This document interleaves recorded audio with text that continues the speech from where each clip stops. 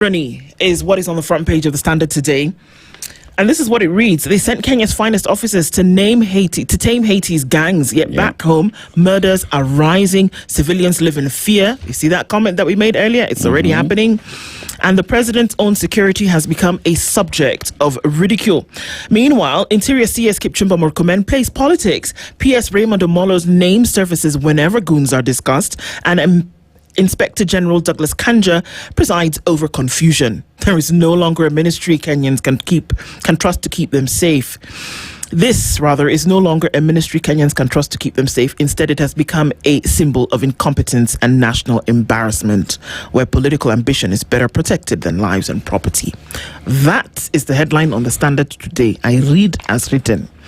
The pictures there under the office of the President, Inspector General of Police Douglas Kanja, PS Internal Security Raymond Omolo, and the CS Internal Security and National Administration is CS Kipchumba Murkomen. We'll look into that. We will talk about it at some point this morning. Wave of armed robberies exposed gaps in crime detection and prevention. There are armed robberies that happen when people are masked. There are armed robberies that are happening people in the middle of the day who are sitting at, in the afternoon. It's all happening. I just saw that police actually gunned down one of the suspects. Yes. In the Chaiwali incident. Yeah. You see the police that Evans Ogada was talking about yesterday, those ones who actually, those are the ones. Yeah. Do you understand? The ones that you put out to just be looking at people as though they're looking at a picture in a museum. No. Those ones. Those are the ones that are, probably if they put them on the beat for 3 minutes, you would find that a lot of these things that we're talking about would be snuffed out. Yep. Now, your bread. Oh, sorry. I want to look. There's a column here on page 2. Grade 10 learner registration for CBA kicks off. You wonder what that is? The Kenya National Examinations Council has opened the registration of grade 10 learners for the first round of senior school competency-based assessments. We know that happens now. This coming couple of months, right? There's a big exam that happens for grade 10s. So that portal has come open. Now let's go to your bread. Literally, your bread. Your bread biscuits could contain harmful fats, health experts warn. We know, but we like our bread. But health officials tighten rules. Health officials tighten rules.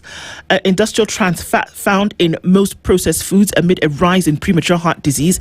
The Ministry of Health is reviewing food regulations to remove industrial trans fats from food supply. There's this, I told you people about agege bread. Yeah. Is one, man, that bread is like, sheesh. It's Father, Son, Holy Spirit, then agege bread. Agege bread. It's heavenly. But now what they're telling us in some of those things is that it's not good for us. Okay, we should not be. That doesn't mean now baking should continue. I don't think you use trans fats when you bake. No.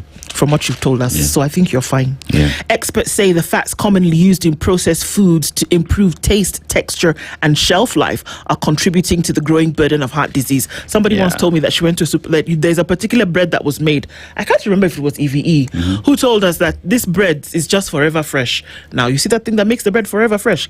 Trans fat. It's not good, don't like it. So the texture and everything that's made to keep it that way, they're saying no.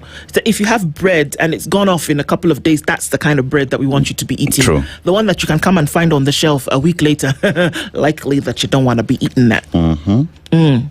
A student's death under probe as kin cry for justice. Kenya Medical Training Institute Nairobi campus student who was found in her room dead on the night of the 7th of July was scheduled to sit her final exam starting yesterday. Anne Aviambo was pursuing a diploma in clinical medicine and surgery before she died under unclear circumstances. Well, the thing about investigations is that you do them so that the circumstances then can be clear. I think the 5 suspects are being pursued, and the incident started because on that fateful day, she was going to church, then saw someone wearing what would be her pants. She called her out, and then they called her back into a room.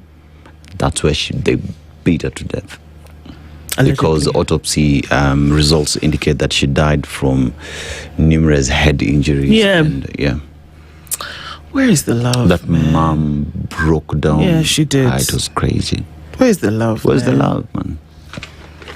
Where's the love? Security officials under scrutiny as goons run riot, terrorize citizens. It is happening, and that's the truth. No matter how you try to paint it, that goons have run amok in the country and that they're being used. You've been told that every politician has their goons. Yes. You might want to do something about that. In fact, they've actually made your job easier. Because they've told you who has them. They've told you on whose payroll they are. All you And how need many. to, at Ibas, and all you need to do now is rock up to the guys and say, excuse me, we've been told that you have. Can we come and have a conversation? Hapo ndio tunaanza. I don't even understand why we complicate it the more. Every time you try to cover something up and make it seem something else, you blunder. Now, in this case, whether it has been a blunder, you've told us that all politicians have them. So, see, now you act. Ama? Yes. Okay. Alarm over electoral offences as all cloud polls campaigns end. Why is there alarm? Why are we surprised? Why don't we do something about it? Alarm. Alarm is the one that you snooze. This one now, you know what they've done? In fact, this alarm that has been sounded, you know what they've done? They've snoozed the alarm. Thank you. That's what they've done to this alarm Next that has been 15 sounded. minutes, yeah. Next 15 minutes. Next 6 months, we've snoozed the alarm. At the next what? 6 months. Okay. Just be sleeping as things are going rotten. Yeah, electoral offences, just looking at them riding over there. Major blow for Tycoon Giovanni as court revives 4 Triton cases. Remember those cases? Yes. The court has said, in this case, Sasa, we're not snoozing the alarm. Yeah. We are doing this now. We're here. We're here right now. Court dismisses Tycoon's bid to terminate 4 criminal cases arising from one of Kenya's biggest corporate scandals. Judge finds the DPP acted within its constitutional mandate in charging the former Triton Petroleum boss. Now, according to the judge, tunaenda nini? Kotini. Kotini. Kujeni. 4 of them. Yes. MP Mohia was supposed to pay 1.5 million shillings in a fine, according to the IEBC. Yeah. She went to court. The court said, you know what? Snooze. Snooze. The next 6 months. For now, we're not paying that 1.5. Yeah. Yeah, because what? The things that you should actually... Perhaps, the things that you should be focusing on for electoral offences, you're not. You're not. The court actually said, in interim orders issued on Monday, Justice Nabil Mokaya of the Milimani Court certified Mohia's application as urgent and stayed the implementation of the judgment delivered by the IEBC Code of Conduct Enforcement Committee on the 10th of July. They were issued just hours before the expiry of a 5 p.m. deadline requiring the legislator to pay the fine and appear before the commission to issue an apology. Pending hearing and determination of the application, an order is hereby issued staying the judgment determination of the second respondent issued on July 10th. So we're going to have a little conversation about whether really that fine was needed to be paid. So the judge said, let's just cool our heels for a minute. Questions as MPs postponed a Nyuki Ebola facility visit. Oh, so they can. Why? So MPs can finally postpone it. Really? Okay. Why? So do you know when I go? There's nobody there. I don't know. The University of Oxford has begun the first human trial of the vaccine against the Bundibugyo Ebola virus strain. I think this is a good thing. When court orders are no longer worth the paper they're written on, that's a story that's carried by Juliet Omelo on the page 8 of the Standard. And there's a picture of Wetangula. And the story down there is that Wetangula is accused of defying a judge's ruling on partisan politics. That you, my friend, as the third in command in the country, you cannot be seen to be, neither can you participate in political campaigns because of the office that you hold.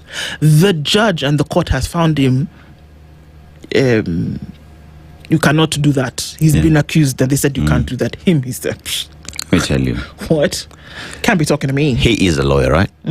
He is also a speaker who supervises pretty much all the legislation that happens in that house. Yes. One would assume that he understands the law. One would assume. But you know what they say about assumptions? Yeah. I can't say that on this hour. One still assumes. Yes. Yeah. The EACC chair, this is very surprising to me, has said that we are focusing on graft prevention. Okay. To prevent. I didn't expect that you'd be selling tomatoes. This is actually what you should be doing. Yeah. But I don't know. Your guess is as good as mine. How CEC Kerich's disappearance paralyzed operations at City Hall. Is the man not back? I mean, surely a headache would have been cured by now.